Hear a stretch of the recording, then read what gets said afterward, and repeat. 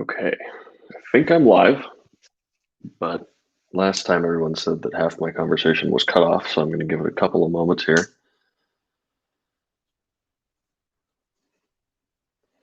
All right, well, welcome everybody to Urbit Developer Calls. We try to do these about every 2 weeks, conferences notwithstanding.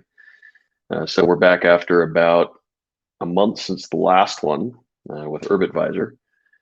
And at least it's felt like a month. I think it's actually only been 3 weeks. But today we have a pretty exciting topic to go over, that of running a hosting provider. We've had a bunch of inquiries over the last probably several months about people that want to either try and start a hosting provider, or they want to know how to contribute to ours at Tlon. And at Assembly, we also had a ton of interest in, from other people that are trying to do the same thing. And so we've actually, thankfully been planning this call for a little while, which is kind of a conversation between two of the folks behind, I think, the most advanced hosting providers out there, the ones that at least I know have a large number of customers and growing. Turns out running a hosting provider is actually pretty challenging. You've got to deal with some of the most complex Earth infrastructure, coupled with the novelty of Mars infrastructure, and the marriage of both of those is often fairly difficult to navigate. So hopefully in this call, Bren of Tlon Hosting and Lukas of UrbitHost can shed a lot of light on some of the challenges behind building one of these, and some of the direction that we're thinking that this can go in the future. The format of this, I'm going to introduce these guys real quick. I'm going to try and keep that as quick as I can because they have an absolute immense amount to cover. And we'll try and reserve a little bit of time towards the end for questions on the call. But because there's so much material, I think the probably best bet is to save most of the questions for the period after the call, in which we set up a Google Meet and let anyone from the audience come and join and ask these guys questions directly. So make sure to stick around until the top of the hour. That part won't be recorded, and you'll have the chance to just talk to these guys and pick their brains. So first, let me go ahead and bring on Bren. Hi, Bren. Hey, Josh. Thanks for being here. You've been working on Tlon hosting for a little while now. What was the journey like and that got you there, and how long have you been working on this? Yeah, well, I've been in 2 years now, so I guess the start of 2019. If that's 2 years, I guess it is. If my math is correct. It's even over 2 years. Yeah, I think it's we're almost done with 2021. But yeah, so I was originally put in touch with Galen, Revmel, Rockdill, and Poldek Tonteg about potentially, because obviously the idea was already there to try and get Urbit out to a wider audience, and they were exploring some options on product ideas and stuff that could facilitate that. And most of my background is in system admins and operations and stuff like that, and I've built similar platforms before.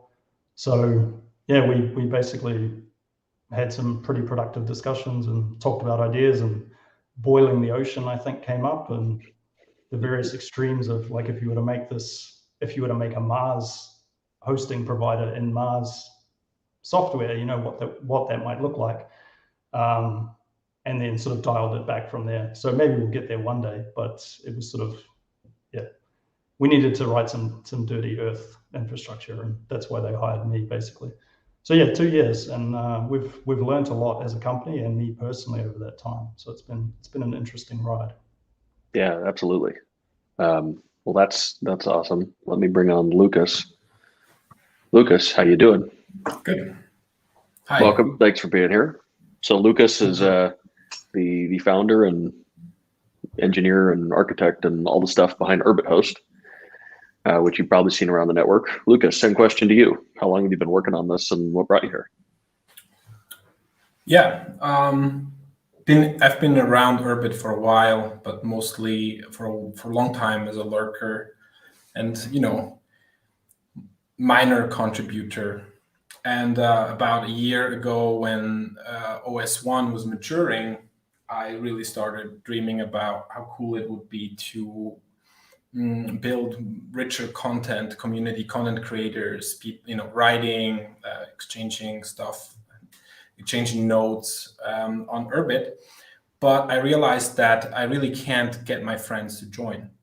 And so I was waiting myself also on Tlon Hosting to take off. And I had a bit of time. I was in between things about a year ago, and then I started working on this UrbitHost project. And then since then, I was working on this and building it out and released it for the public about 3 months ago. For me, I have a day job, so this is a side project still. I do want to make it easy for people to get on to Urbit, and that's why I built this provider. Great. Well, I think that's a great jumping off point to let you two guys discuss some of the I think the idea behind hosting versus self-hosting, and then jump into the nuts and bolts of how you actually build one of these things. So I'm going to go ahead and drop off and let you guys take over. Cool. Thanks, Josh. That's an interesting point, actually, Lucas, like getting your friends on, because it's something that I personally is aware of it, but it's much like an IRC bouncer. If you've ever had to use IRC, it's like as soon as you turn your computer off, you're not using it anymore. Yep. And play around with it, run it on my laptop. But the idea of actually giving it to someone else to run, it's an interesting motivation, like a very dog food. Yeah, and I think this might be a theme or a topic that comes out throughout now the next hour or so. But people are used to convenience, so in a degree that I think is as engineers is hard to fathom. But people want to be on this thing, quickly and seamlessly and without friction. So even installing something like Port while it's amazing and I love it, it's for many people even a lot to do. So so I think that's why I think providers feel this need to put an email, sign up, click, and you're on. Right. But behind the scenes, a lot of things happen. Yeah, that's true. And it's worth pointing out the audience here, and we get a lot of questions, particularly at Tlon, about, why don't we do X, or why would someone even want this? And I think that you need a certain level of empathy for, I don't know, your grandmother or somebody who isn't going to be able to sort of self-host, and they're going to have different requirements. And you can still have all of the Urbit goodness, but you just don't get your tinfoil, right? You don't get to wear your tinfoil hat, so to speak. So maybe we want to do we want to talk first a little bit why hosting provider, or should we jump right into the kind of nuts and bolts? Yeah, let's jump into the nuts and bolts. Yeah, I'm excited to do that. So okay, yeah, me too. Maybe since you guys have been building this before me, what was kind of your evolution of your what is your architecture, and what's the evolution of your architecture? Yeah, so we've been building it longer because I was just given a certain amount of time to explore what I mentioned, like potential doing this in a much more Urbit-y way than simply using cloud provider and throwing cluster scheduler on top of it.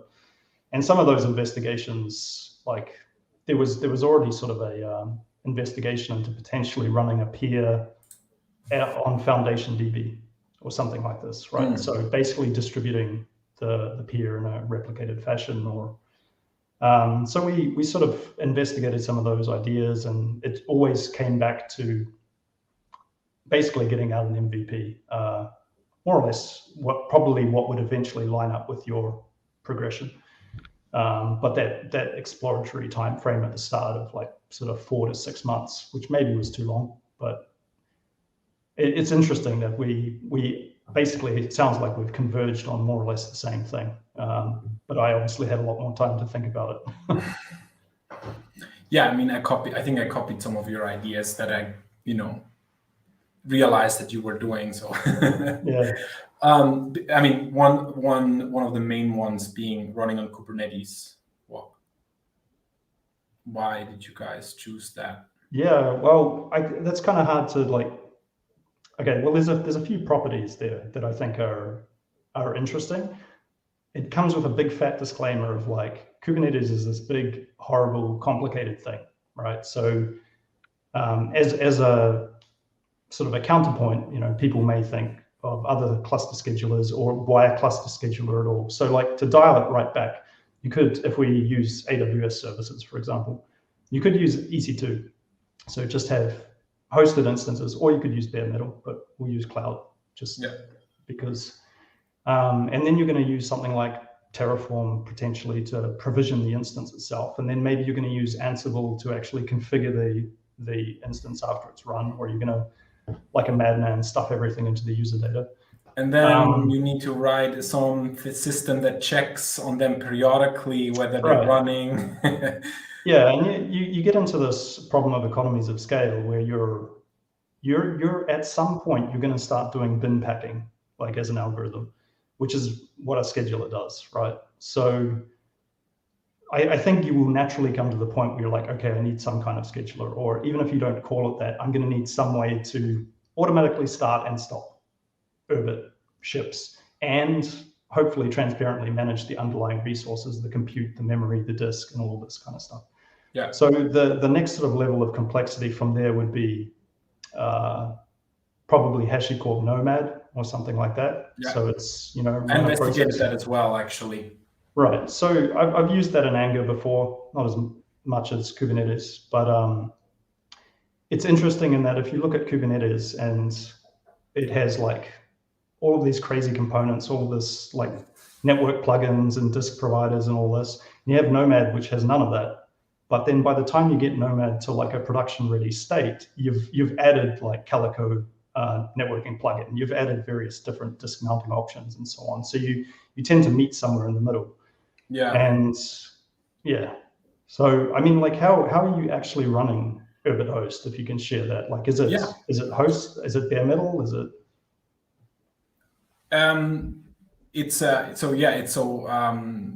also my history was I knew that you guys were doing Kubernetes. I knew some good amount about Kubernetes of Kubernetes, and also had run some things as a developer, but like not as DevOps, but more as a here write my Helm chart for me. I deploy the Kubernetes style stuff. But so when I just decided that I wanted to build a provider, and I was adamant to find a solution. And knowing that you guys had chosen Kubernetes, it became a major. I was really thinking this is probably the way to go. I have a friend that knows that works at Microsoft and is running a lot of the Azure managed Kubernetes stuff. And he helped me, and he said, I asked him like, can this work? Here's how Urbit works. Do you think this will work? And he showed me like, yeah, this is possible. This is how people run databases. So, stateful sets and so on. So this is all possible. I knew about that should be possible, but I had that, that confirmation. I had you guys doing it on one hand, I had some other people telling me this could work. And then I decided, to go with Kubernetes too. But for me, it was a pretty steep learning curve. So I had to learn,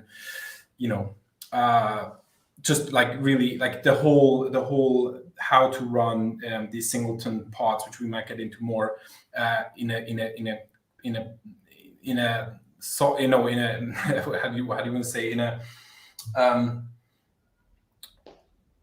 consistent and solid way, right? And that was the big challenge, while at the same time being able to planning for scale. And this is like, for me, the idea that this has to scale and that you cannot like manually sit there and deploy ship after ship And then when a node goes down or a server goes down, that you have to like manually move ships around or store them from a database backup or a shared drive or anything like that was for me a no-go from the beginning. So that's why like a whole managed platform was anyhow, it had to be something like this. But as you say, like, you know, EC2 instances or something could have worked too with block storage or whatever. So then I started looking around what to do. And I realized that actually price value wise, that DigitalOcean has a really good deal. But in the end, it's all managed Kubernetes. So it doesn't really matter what, in my opinion, where you go, as long as the economics are right. So actually I've done quite a bit of research on who has the best kind of price value. And then I chose to build it on managed Kubernetes from DigitalOcean and started writing essentially a program that deploys ships. And so this is maybe a little embarrassing, but so my friend and I knew about operators, but he told me maybe you should write an operator. I was like, no, this is way overkill. So what I did was like, I wrote like, essentially like a scheduler script, right? That when somebody wanted to initiate, like in my prototype, when somebody wanted to create a ship or deploy one, I would actually deploy the Kubernetes YAML file. So those of you who don't know Kubernetes, you generally. This might be sorry to interrupt. This might be actually an interesting point for people who aren't aware what Kubernetes is, and going back to the very original headline of why Kubernetes. Like the programmatic control that something like the Kubernetes API offers you, it basically presents this idea of resources where a resource is then versioned with a kind, which might be like these various concepts, which gives you a singular object, which has a resource version. So you get this very consistent API service to talk about the different nouns and perform verbs on them and like delete things and create things. And this is important from like a infrastructure point of view, where if you're used to doing things in an imperative fashion where you say, okay, create, create my instance and now do something to my instance and whatever. With the Kubernetes API, you're able to be declarative and you're able to say, okay, this is the state that I want. Like here is my complete view of my infrastructure or a subset of my infrastructure. Exactly. And then the API receives that, stores that in etcd, some other shenanigans, and then the Kubernetes control plane goes off and basically schedules that work and converges on that desired state. Right. So all of the work itself is asynchronous, and No, it's so great. Like you just define the state you want, and Kubernetes brings up the infrastructure that you want. I mean, if you deploy a scalable service, this doesn't really so much apply to Urbit. But you can just say, deploy this 100 times across that many nodes and so on, and it will just do it, and you will just very fast and very seamlessly once you've summoned that infrastructure. And once you start using it, it becomes so natural you never want to go back. And so that sounds like what you had with this scheduler script originally. You were basically deploying the manifests that make up a ship on demand. Right. So the first thing I think I did was like, and I knew that that's not going to fly, but I wrote, by hand all the necessary YAML scripts. So in Kubernetes you have, PVCs. These are permanent volume claims. These are like to get a persistent volume. Then you have like services and deployments, or deployments connect your services that connect, give you actually networking on top of deployments. Deployments are actually the compute that you want to run. These are called pods underneath. And then I wrote the ingress and everything like by hand, right? And so then I was like, okay, I got basic the things done. I got it down. I can do direct connection between ships. We can talk about that more too, what that takes. And then I was like, okay, I got this. And then I wrote the script essentially that can summon this whole infrastructure.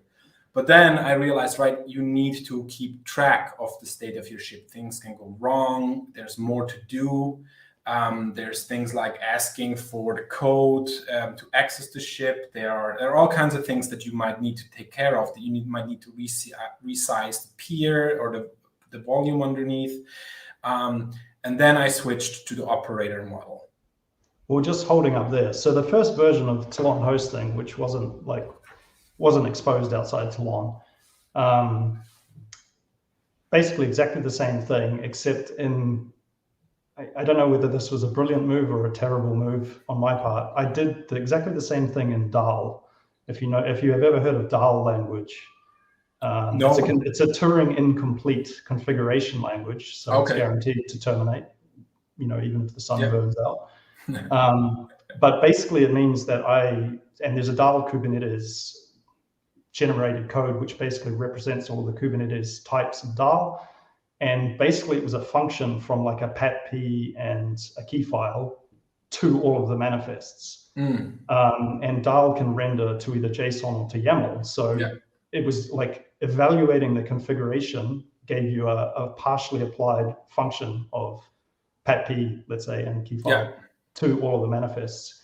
And that was kind of interesting because I literally, that function, so Daal, in at least the Haskell version of Daal, the Tlon Hosting is written in Haskell for those that aren't aware. The post/ships endpoint in the hosting API was literally the deserialized Daal function. And hitting that endpoint basically saturated using the four multipart parameters, the patp and the key file. That Daal function turned it into Kubernetes manifests, which we then just posted directly to the API controller. So very, very similar. So it was like a Galaxy brain customized. It was hilarious because it obviously I also knew that wasn't going to fly. There's like this whole problem of generations of configuration versions, because if you think about that manifest, like that materialization of all of those Kubernetes manifests as like a bag of these different concepts, they're going to change over time. Like as you decide, well, now I need a service for air, I need a service for aims. Okay, maybe I can roll these into one ingress, or like you're going to change what you're actually using in terms of Kubernetes concepts. So therefore you're going to have configuration drift where, whatever the ship that you booted first, and then you deployed a new version of that scheduler script. And now when you boot a ship, it's going to be a different one. So now you have to manually go back and potentially migrate that old ship and its thing. So we can get into that later too, but yeah, like it's just funny because the tooling, the CLI tooling for me was exactly the same as the hosting API, just because all it did was read, aka deserialize, this Daal function and get a whole lot of Kubernetes manifests. So that's fascinating. And then when did you switch to? So when did you say, okay, we got to write an operator? Well, same thing as you. I was like, we should do an operator, but I want to make sure that we can manage this. Okay, so maybe what is an operator? What does it do? What role does it play in Kubernetes? Why would somebody write it? And then I would love to hear your process of how that happened. Yeah, so well, I mean, I've written operators before. It's fair to call out. Like I've done at other jobs. So I was very aware, and I sort of came along to Urbit having been that person that I had run it on my laptop, and then I had not sort of wanted to continue running it just for whatever reason. And I'm sitting there going, well, okay, clearly other people don't want to run it either if there is demand for hosting. So how do you, like, I clearly need to deeply understand how this thing runs and the vagaries of deployment and behavior and all that kind of stuff. I was not prepared for this, by the way. I thought it would be much simpler than it was. But so I thought I would go down this road and at least get a feel for what operating, let's say 100 ships on a testnet or something was like and how they behave. And I'm glad I did that, but at the same time, like that version of your scheduler script, for example, it lasted too long. Like, of course, once it was deployed and it was running, it was very hard to, get the ball rolling while simultaneously develop the operator and so on. So that was part of it. The other part was just knowing that, we have like great kernel engineers at Tlon, and we have people like Master Morzod, who's a big help to me. And, given the choice, you could, like Futurama, cut the dude's head off and put it in a jar and then just plug that into like your hosting platform, right? That would be the ideal scenario. But since we can't do that, how do you encode like this person's knowledge and in particular their reactions to failure scenarios and basically how you would build runbooks in any operations scenario, or how you would deal with postmortems. You want to feed that information back into your code. You want to feed that back into your product. Yeah. Because it has value. All the way down upstream to Urbit itself, like to Urbit. That's a good point. That would be even better. Like just avoid the scenario completely. But if it is a hosting level problem or it's just something in particular. So you said, for example, added the T flag, which runs. Yeah. So okay, but that backs right up to my first week at Tlon, where I'm just like, okay, like I'm going to write a hosting provider.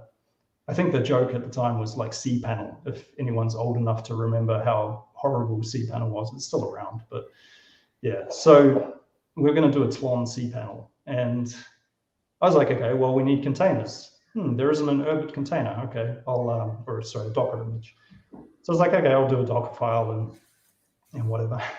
And I just banged my head against the wall for a week with it just segfaulting and erroring. And I'm like, has no one ever run this in a container before? And yeah, got help from some of the engineers at Tlon and eventually figured out that it's just the way term.c at the time in Ver was just not, it just wasn't checking certain things, or it was making certain assumptions.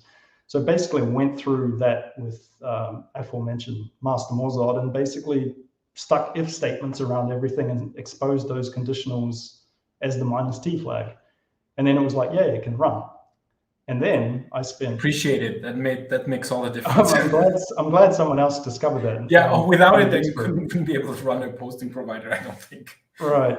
Well, it also, I did go down another rabbit hole that I never managed to finish, where I wanted, this is derailing things, but I wanted to get Kube SSH to work, basically.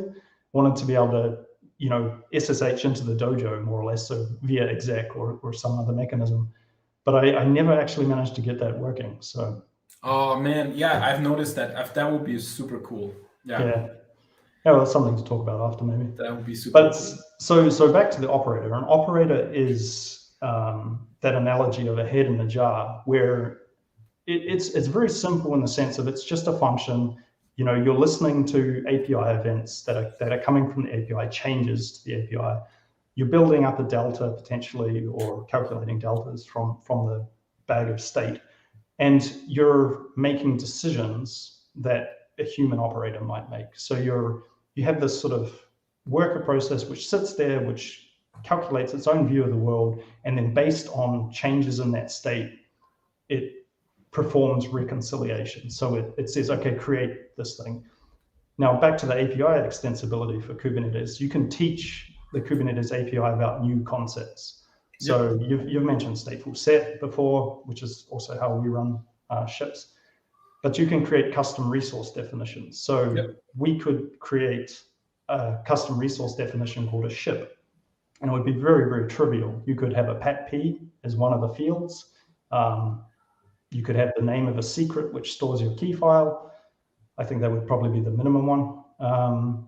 And then when you create your operator can listen to specific changes to that specific object. So your operator would only subscribe to ship events. And when it sees, okay, here's a new ship event, I haven't seen this ship before, it doesn't exist, it's a create event. I'm going to create a stateful set, and I'm going to create a persistent volume claim and a service for air and a service for aims and an ingress and like all of this kind of stuff. So it becomes reactive, right? Rather than this imperative, like, okay, go and create me this thing. Yeah, and that you right. So, by the way, I have a custom resource definition called ship too, and it has essentially the same thing, but it has now quite a bit in it. Also in the state part, there's much more conditions and so on. But what's interesting is, so what you can do, and this is, I assume you do the same thing, is on the front end or wherever you initiate, you want to create a ship, right? You have a purchase, somebody actually create a subscription. So then all you do is you just create that custom resource definition, a ship in Kubernetes. And then you have deployed in Kubernetes this operator, and it gets an event, right? A new ship resource created, and then you can react to that and then you check it out. Like, do I have a stateful set? Do I have PVC for this ship and all that? And you start working to bring, and you say, no, I don't. And then you start bringing Kubernetes in the whole infrastructure into the state where that ship is complete, right?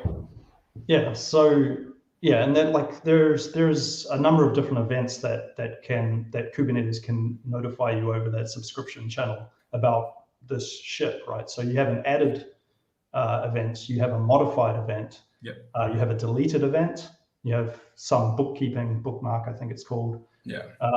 So you're going to get either added or deleted events are reasonably self-explanatory. But then a modified event, you're potentially going to have to then further inspect the state to make a decision about what you actually want to do. So the example here is I have hosting tier. So if I want to notch up a system and give it, like I have just medium, small, medium, large. If I want to give more resources to a ship, I just notch that up, set that in the ship, say now put this in medium, and then my operator will see like, okay, I have only this much max memory for this ship and this much, dedicated CPU resources and so on. And now I will just change the underlying Kubernetes other CRD or other resources to match that change, as an example. Yeah, no, that makes sense. Yeah, we run everything like homogeneous at the moment, but that seems like a totally plausible thing. And I guess you just issue a patch then when you've calculated exactly what you want to make the change to. Yeah. Nice. Yeah, so that API and like the combination of that API extensibility and the operator being able to sort of extend it via this worker mechanism, that I think answers the why Kubernetes thing. Because if you look at the cons of Kubernetes and just the sheer complexity and stuff, and you're the sort of person who believes in the Unix philosophy of small tools doing things well, you would just dry heave when you look at Kubernetes. It's the Corba of our modern age. So, but it does certainly have a really nice kernel in there somewhere. It's just a pity about all the other complexity. I mean, I would add though, I actually love Kubernetes. I absolutely love it. I think it's fantastic because when you build something like a Urbit hosting platform, you realize like, right, you do need a lot of infrastructure. You can't hide away a lot of the complexity. And especially as you're like scaling this, you realize like I need insights, I need access, I need control. And my opinion is Kubernetes gives you just the right amount. I mean, I haven't really had too many issues with building this on top of Kubernetes. And I think much of this is because it's such a beautiful or such a well-designed API. Yeah, and yes, it takes tons of time to learn. Right. But my critique there wouldn't be it. My critique more is it's a bit of a smorgasbord. Like there's just too many things there. There's a whole ecosystem of companies who survive on creating networking plugins, right? And yeah, it's a bit overwhelming to go from one extreme versus going from Nomad to what you need. Let's do, because there's so much to say. We have a lot of nuts bolts that we want to at least touch on. Should we just do like one, you take one, I take one, we say what you do, and maybe like just a few minutes and move through it so that people at least hear some of the more detailed stuff? Yeah, go for it. So maybe you start. I want to hear this from you. AIMS package routing, the UDP layer. Oh God, yeah. So that was another interesting one. Like I could just rant on this for a very long time. So AIMS, if everyone's familiar with lanes in particular, like having a direct connection to the ship that you're talking to and not performing NAT traversal. So if you perform NAT traversal through your Galaxy, it's going to be slow. You're going to notice a degradation in performance generally. And in hosting, quite often what will happen is you're running on a networking overlay. So you're running on I don't know what term to use, like a fake network, let's say. Yeah. And then your execution environment or the hosting provider for the hosting provider is managing what IPs map to what fake IPs on your overlay map to the host network. What this means is that when you bind Urbit to port 13337 inside a container and you send a packet from that, the address, so the source address on that packet is going to be wrong. So that packet is going to go out through the network, however it gets out there. It's going to talk to, let's say, I don't know, who the friend is that you're trying to talk to. And when they try and return to you, it's going to base like that destination address from their point of view, the source address of the packet is going to be incorrect. So there's like very well-defined ways in networking to what do you guys use? Node ports?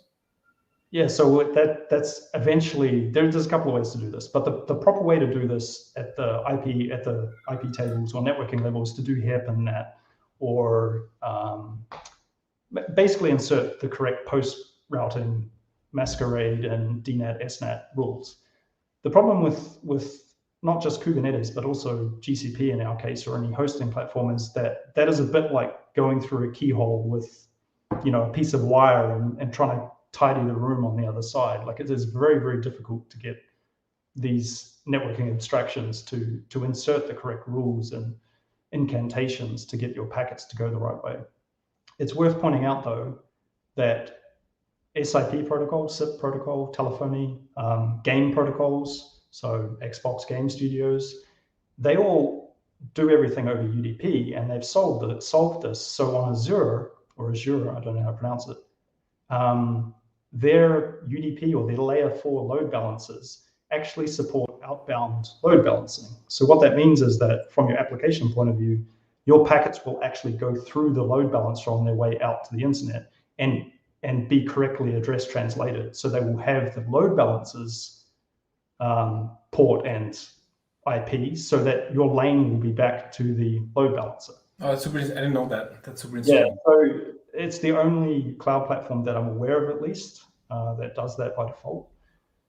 So anyway, the solution here is that, okay, well, using something like a node port service and booting your ship. So when your Urbit goes to bind to the port, you basically ask Kubernetes, what is the random node port that you assigned to me?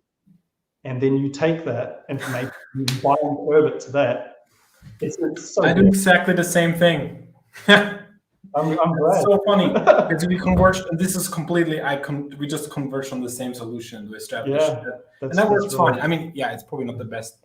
Well, the only real negative I have here is that you effectively have to open up a range of UDP ports on your Kubernetes nodes themselves. It's nuts. And then, right, and you don't know which IP it's coming in, and then it's routed to the right pod. Node. So we actually have a wrapper for var, which is written in Haskell, and it when it boots, it does a number of pre-boot validations of the peer and some other stuff.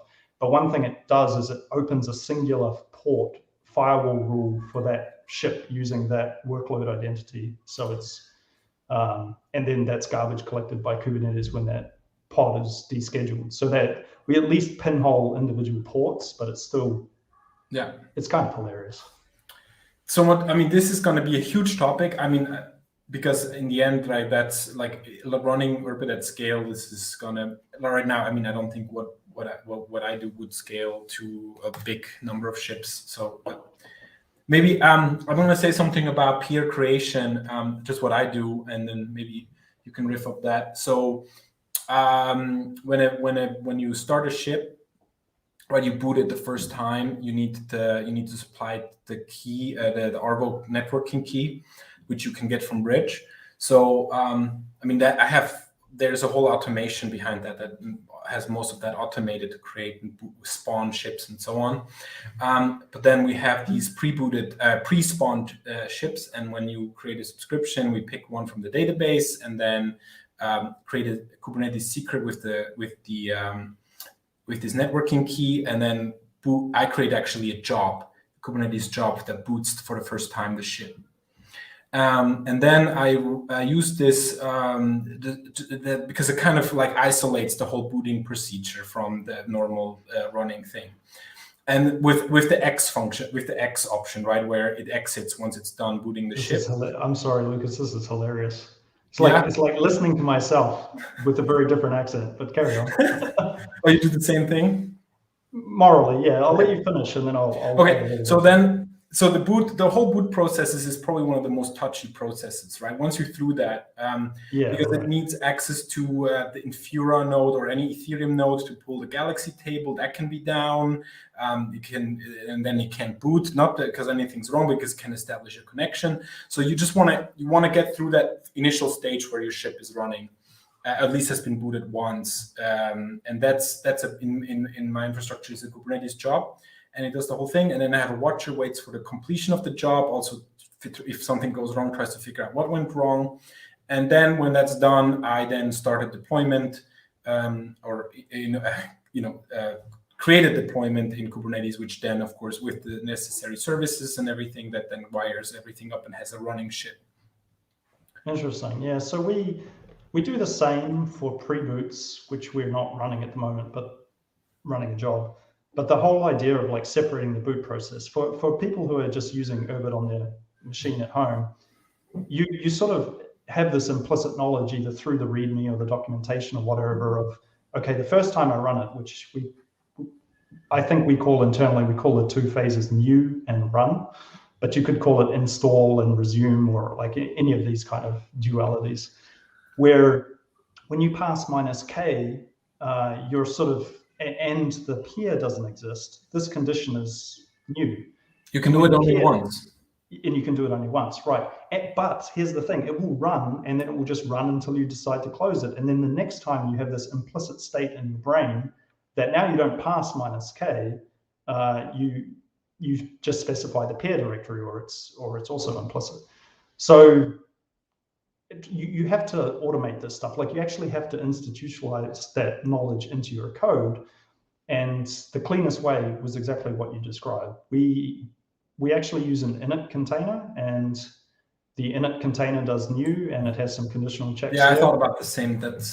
And then and for people at home, Kubernetes has different styles of containers, and so it has init container and container. And if you could view them as one is deep in the sense it's serial, when you say run init container A, B, and C, and containers D and E, then A, B, and C will run, each one will run to completion before the next one starts. Yeah. So they'll run A, then B, then C, and then when we get to the containers, D and E, they will run in parallel or concurrent. So yeah, it's interesting because it came to a very similar conclusion. Got to use -x, get the peer into a state that's consistent, that we know we can resume from, and then go from there, because it very, very similar sort of process. I think this is coming up all the time. People try to set up their own ship and on DigitalOcean or on AWS, whatever, and they're like, how do I get my HTTPS working and open all the ports so that and while at the same time making it secure. So I assume you have an ingress that you configure for each ship, and just maybe want to say something about that. Yeah, so we do a service for air and a service for AIMS. Yeah. Same here. The node port for AIMS, and then the ingress, HTTPS only ingress for air. So if people want to view this at home, it's like the ingress is like an externally exposed endpoint that you can connect to. So in our case, it would be pagwood.tlon.network, and then that gets proxied transparently to a service, which is the declaration of availability, let's say for a pod, which would be your ship. So when that ingress gets set up, we use open source operator called Cert Manager and a open source operator called external DNS. So there's two of these operators that we've already talked about running, which listen for these ingress changes. And the first one, Cert Manager, just goes off to Let's Encrypt and gets a certificate. And then the second one inserts a DNS entry into Cloud DNS, Google's DNS offering, to make that resolve. So how are you doing it? Yeah, same thing. Yeah, exactly the same thing. Just a cert bot and an ingress and Nginx ingress to we're using Nginx to their service. Maybe there's so much interesting things. Let's Okay, there's the running as a singleton. I'm just gonna say one word. I mean, I think this is a huge topic, but essentially Kubernetes is meant to scale. This has come up several times for so right, you can't run a ship in multiple instances of a ship. You like sync it. You will corrupt or people. You won't stop seeing messages or packages addressed to you because your peers get confused. So you can really only run one instance. Yeah, so that's something that the Kubernetes scheduler gives you, right? There's a primitive or a concept called a stateful set in Kubernetes, which the guarantee is that the volume in particular, which is part of the stateful set declaration, will never be used in more than one place at a time. Exactly. And that's coupled, I'm not sure about DigitalOcean, but with GCP, there is also an additional constraint on the disk volume itself, where we say read write once. So for example, if you have a disk named foo and you start a job and a pod, and the pod is already holding onto the disk, the job will not start until the pod is killed, right? Yeah, it's the same thing. Yeah. Yeah. So it just ensures that you can do this declaratively, right? Like you can say, okay, this is the state I want, and Kubernetes will just block until that state is actually fulfillable. Right. And, so I've heard this, I just want to address it because it's been a topic. So because as if Kubernetes is not designed for this, and yes, maybe in the original conception of Kubernetes, it was really designed to scale horizontally, but it's become, I mean, even I remember. You mean this in the concept of databases, right? Where people are saying, right? I remember like 2014. I have no idea of the dates when that was actually the case. I might be way off. But when I remember people wanted to start running databases on Kubernetes, and pretty quickly Kubernetes evolved to run stateful sets, and you need that. Well, not just when you run Urbit, but also when you run a database. Yeah, but this is just hands down like Urbit's advantage here, I think, because having run things like Elasticsearch that do very, very complicated replication, or Cassandra, or any of this sort of stuff, Urbit is just so beautiful when it comes to running it in a stateful set, because it's just like, this is my view of the world, this is my disk, this is me. Yep. And that is just, those invariants are so easy to express in Kubernetes API or nomenclature. What do you do about the, you use a permanent volume claim behind too. How do you ensure that you never lose that volume? There's a couple of settings that basically say create a clone and before deleting the Kubernetes resource, or orphan the actual disk. So it'll delete the persistent volume claim, which points to the persistent volume, which is really just a pointer to a GCP persistent volume, and it'll just orphan that. And we do a bunch of tagging and stuff. So it's tagged with, we have like a peer generation ID and which is a PAT-Q and the PAT-P, I think, are the main things that tag it. Interesting, yeah. It's similar here. Maintenance handling errors. So this is an interesting thing. I get a lot of calls, or people have an issue with their ship, or the ship is sunk, or what to do then? And I have a mode where I actually, so I can again change the ship resource definition and say put it in maintenance mode, and then it kills the deployment and boots just a raw pod without the ship running, but with Urbit all available, with the Urbit Docker image and some utilities that I've extended. I have my own image for that, and then I can exec into it essentially and fix stuff. It's basically exactly what we do. So we have a set of scripts, because we have one engineer who's working on support, and he has a down and an up script, which do exactly what you described. They basically create the pod that picks up the peer, and then that blocks because the peer is still being used by the ship. And then we shut down or descale the stateful set, and then the pod comes up and you automatically get exec into it just through the script.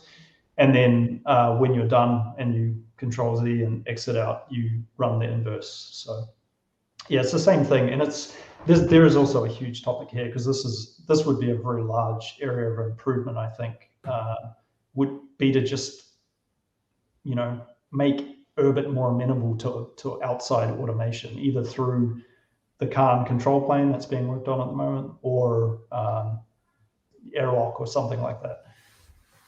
Yeah, so basically, like, one particular moment in time stands out in memory for this sort of scenario was Flag Day, where I basically ended up going through potentially more than 1,000 ships by hand, control seeing more than twice, but not more than 3 times, just so I could like cancel an OTA and then manually set the OTA.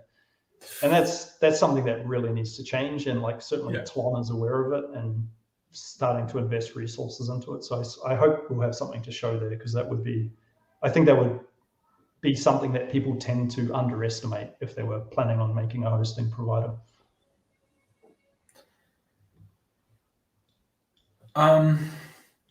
What do you guys do? And what if a ship is sunk? You just delete the checkpoint and rerun the logs? Yeah, pretty much.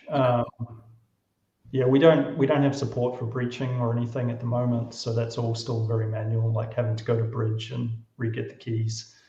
I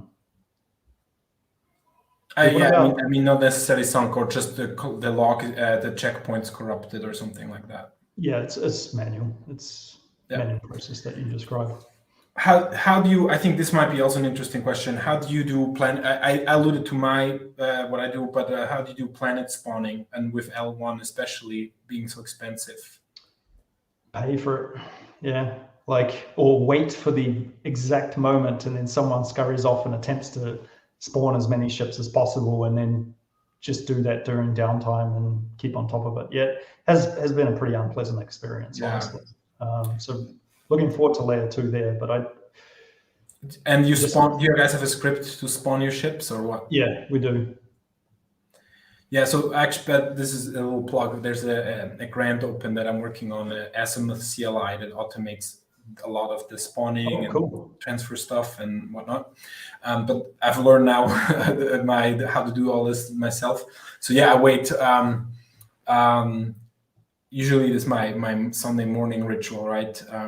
I wake up in Europe, so all the Americans are asleep, and Asia hasn't really woken up yet, and all the institutionals are not active on the Ethereum blockchain, and then usually the GUI price it's acceptable. Yeah, it's like, it drops down to like 30, 40 right now, and then you can spawn a batch.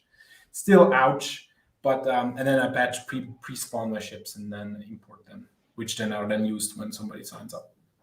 Cool. Is that what you do too, I assume? Yeah. I'm not handling it personally, but I'm very thankful to thankful to the people who do. So I don't have to wake up on Sunday and do it. What do you work on the front end? Yeah, I do. So I mean, I did. We very recently got a very awesome engineer working on that from out of Kenya. So I've had more time to focus on the other stuff, thankfully. But yeah, our front end is pretty straightforward. It's a React app and TypeScript, and it just talks to the Haskell API using an Open API generated client. Yeah. And yours? Okay, nice. How are you doing your UI? Yeah, I mean, it's a web app, Node.js and some other stuff, and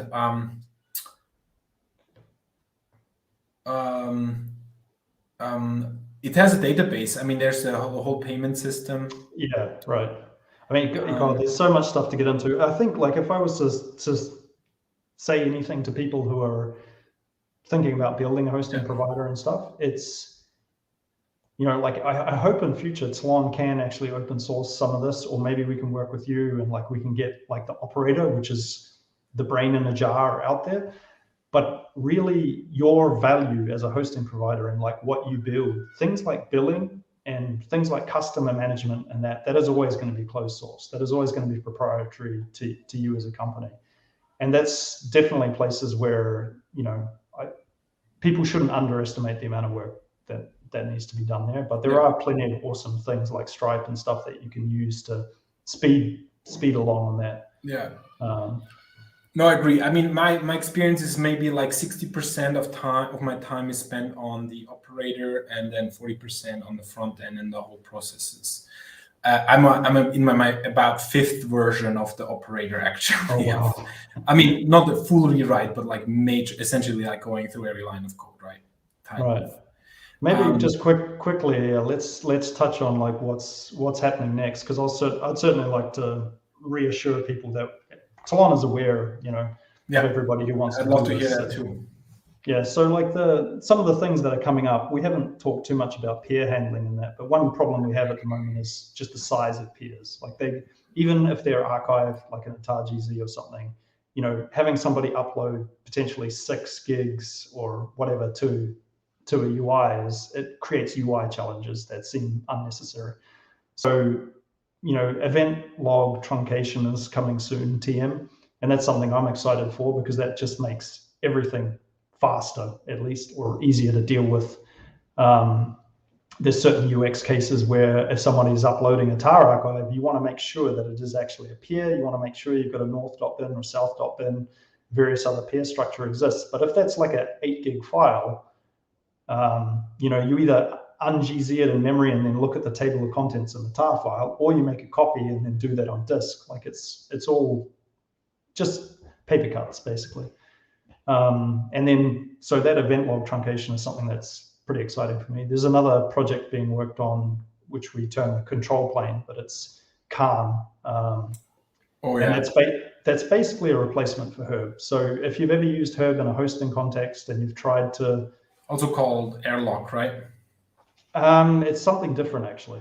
It's something different. So it's a privileged, like, there's no authentication or anything. It's directly on the local host. Like it's talking to the socket, to the peer. Oh yeah, I mean that's what I mean. Maybe I was like, I'm confusing things, but that's what I meant. Yeah.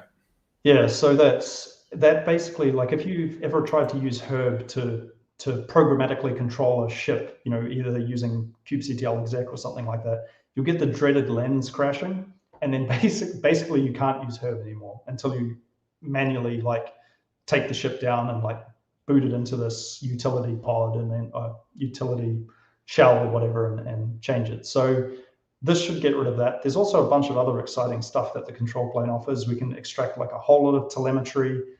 It's a vane, so we'll basically be able to write, user space apps, or people would be able to write user space apps that potentially could surface stuff on their own hosting dashboard. And yeah, it opens up a whole lot of interesting possibilities, as well as solving like a bunch of pain points that we have.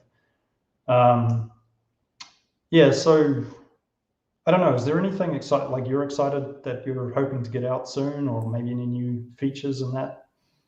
Yeah, I mean, that's right. So you working on the infrastructure. There are a lot of things I can't and don't want to work on. I would love to, take a sabbatical and fix the loom size problem, but I can't. So I'm glad that Tlon is doing that, and or at least is starting to address some of those issues. And the control plane, as you said, these are all amazing changes. So that allows people like me and other providers to focus on features, right? End user features. I want to get the on and off ramp finished, that it's like you can upload a peer, an existing peer, you can download your peer, you can offboard very easily. That's just as important. And then the future will be L2, where we can onboard more ships or more easily. And I think so really features to make the whole user experience more easy and easier for people. And this is what you alluded to. This is where a provider can also differentiate itself by branching out in different possibilities there. Yeah, nice. Yeah, layer 2 is super exciting. Yeah. I mean, without layer 2, provider is not viable. So, unless you ask a lot of money for your hosting, but so with L2, it will actually enable providers. So super, super cool that that's coming. Yeah, layer 2 is coming very soon. We're pretty confident that that's going to very soon TM, but we're actually feeling pretty confident that we're going to get that out the door next month, as in 3 days next month. not layer 2 is in 3 days, but it's coming in the month of November, which you'll get more details on that soon. Okay, well, that was awesome. Clearly, there's a lot to dig into, and we're going to need a lot more time to keep going into this, and perhaps there will be the opportunity to go deeper in the hangout after this. One thing, I know there were a bunch of questions in the scroll back. I want to surface those if I can, but there's a few questions that have been coming up ahead of this talk for a while now that I think are really important to address. One is, and I'm just going to kind of lay them all out here. We'll take them, see where we go from there. One is, how can the community contribute? How do the people in this audience that want to build a hosting provider or want to make the hosting experience better, how do they get involved? And the idea of open sourcing Kubernetes operators comes to mind here. How can we establish protocols between hosting providers to get to a point where Urbit hosting is something that isn't bespoke per hosting provider, but is actually quite consistent? And then, why do we want to have many different providers? What is the value add to having a lot of different hosting providers, and how might they differentiate? Okay. Well, take what you will. Yeah, so I'll start with the first one, the operator. So I think like there's not much to say there other than to just do it, right? Like to open source it, to get it out there. And there is potentially going to be some discussion about, what language it's in, for example, something very dear to my heart, bike shedding. But I genuinely think like if we can get that out there and we can get everybody's eyes on it and, ratify and codify all of this sort of institutional knowledge that we have running Urbit and hosting platform, it'll only get better over time, and it will be a very clear point for people to see, where they can contribute. The other stuff that we talked about before, things like the UX and billing and stuff like that, it's possible we could open source tooling around there. There may be things that we want to open source, such as collateral management, things like how you should do key wrapping and encryption and KMS, just to like give people a good benchmark for security. But I don't personally have any plans there. It's something that I think we probably need to discuss. I'm not sure. What do you think, Lukas? No, that's great. I wanna take another question, and that's the how can providers differentiate themselves? I think right. I mean, what's the evolution? So I think the basic thing is retail. What I would call retail hosting, meaning you're a host provider, you have a front end. People come in, swipe their credit card or pay with crypto, and you spin up a planet. I think that's going to have to grow. I mean, if the Urbit network wants to grow, we're going to have provide many actually providers. If you want to bring Urbit to millions of users, we're going to have this is a lot of infrastructure, and that's a real need. But then there's also differentiation with other features. I mean, people are going to create services around Urbit, which we already see, like the Bitcoin node providers, WebRTC that's coming, or is already here, but it's coming more. There will be, and then community tools that allow communities to differentiate themselves and build their own kind of sub-universe within the network. And that's, some of that is very technical. Not all of it is just, a group or something like that. And I think providers will be able to contribute there too with tools and different ways to make it interesting for people who have different priorities to differentiate themselves from other providers. Yeah, it makes sense. Yeah. The second question there, how we could, paraphrasing, establish protocols between hosting providers. This is potentially there's some big brain ideas here, I think, but at the lowest layer, we have a peer, right? The thing when you talk about migrating from hosting provider to hosting provider, Urbit has this nice property that you take your data with you, it's yours, right? And then you put it somewhere else.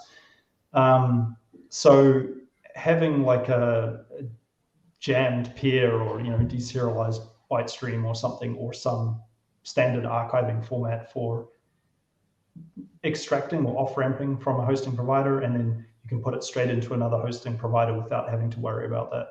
That would be cool. With event log truncation, that would be much more seamless.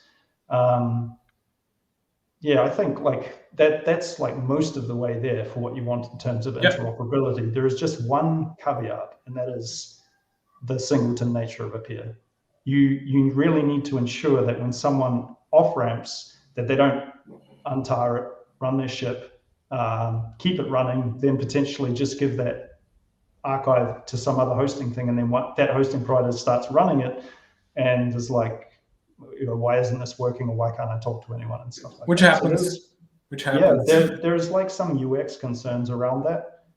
So potentially having the two hosting providers like talk to each other directly, or using something like port to handle that could be an option.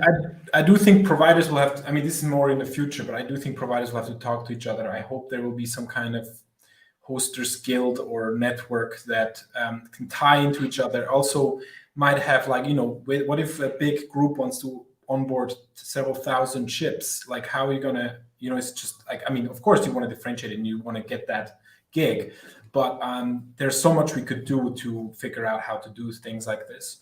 But to the peer import export, from especially import question, is this is something actually we're even thinking about. This is not yet an official project, but we would love to see something like that. You could from port upload to a provider, have a list of possible provider, and also the other way around to say, I actually want to run my ship myself. I want to go to this Urbit host. I want to suck down my ship to port and run it on my machine without having to deal with big archives and downloads and imports and stuff like that. Right. And this will this has to happen through protocols that make this possible. And the degree to which port remains the preferred way of running a ship locally and interfacing with a hosting provider helps at least mitigate the chance that someone ends up running their peer in some way outside of the path from hosting provider to local and then back. Port becomes the protocol, or at least a big part of it. Sorry, I just want to say this as a provider, by the way. Anybody that runs their ship on their own hardware in port or on their own server, that's the greatest. That's awesome, because that means we need at least a good amount of nodes that are independent like that, and always people that are willing to do it this way. And Urbit needs to remain easy to run. So as long this is super important. Yeah, I agree. I think that's still the primary focus. It's just people need to have empathy for those users who can't do that, right? And that's where hosting is stepping in. Potentially we have more interesting features in the future, but for now it's it's your grandparents, it's people who. It's my mom. Josh's mom. I want to talk to Josh's mom, so she needs to get on Urbit. We're turning to one thing real quick before we move over into the meat. How do we get an operator open sourced and into a format where we can start getting people to use it? Let me put you on the spot, Brad. Well, I thought Lukas was going to open source his. No.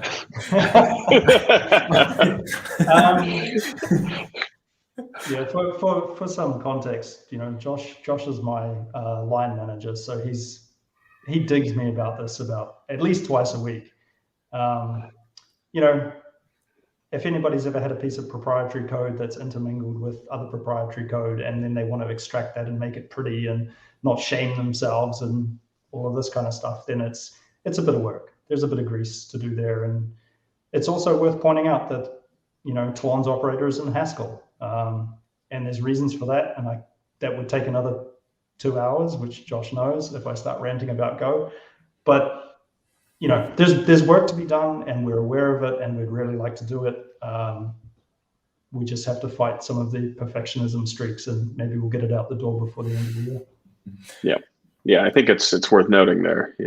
We've said this before in passing, and I think you kind of alluded to this, but the reasoning behind the lack of open source provider is not any desire to keep it secret. It's really just that there is actually a lot of work that goes into open sourcing something. And I would set the baseline. Like, I do think providers will still at least either take the provider operator, either implement their own or use this as a baseline. That's exactly it. Modify, right?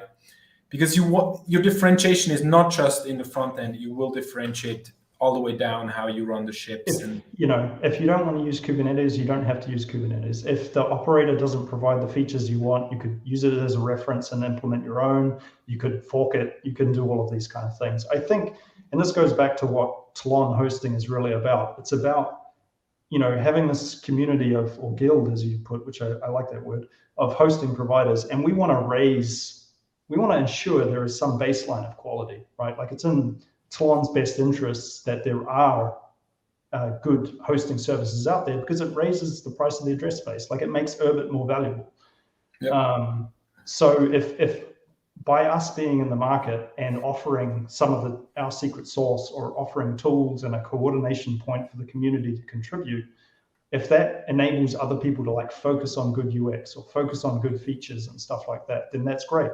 If people have the expertise to do all of this stuff from scratch and they can do it better than us, then yeah, do it. But I hope you open source your stuff too, so we can use it. Yeah. All right. Before, well, that's great. There's people are mentioning the hosting provider group that people talk about on Urbit. It's in the chat. It's Celestial Systems. This is the place to meet and ask questions. Absolutely. I'm personally kind of hoping that this conversation marks the beginning of a much more public involvement with the idea of opening up the infrastructure behind hosting providers. There's definitely a will, I know, on both of your ends, as you've just said. But yeah, let's keep it going. And I imagine that group is going to be the place where a lot of that happens. And with that, let's drop off here. I just posted a link to the Google Meet that we're all going to hang out in for probably at least the next 30 minutes or so. So come and ask these guys some questions. I'll stick a little, put it all over the place. Cool. So plug that in. Thanks, Bren. Thanks, Lukas. I'll see you over there. Bye-bye.